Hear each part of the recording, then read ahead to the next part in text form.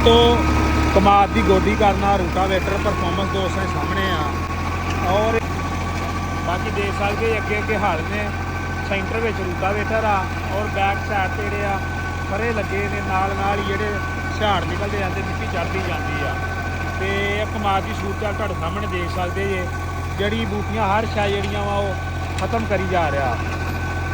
बाकी परफॉर्मेंस दोस्तों सामने आ।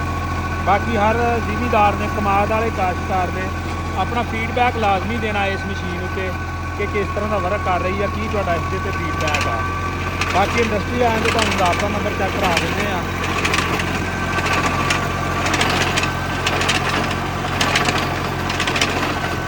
हाँ जी इन्होंने राबता नंबर जो किसी दोस्त भरावे के बारे मालूमात लैनी आ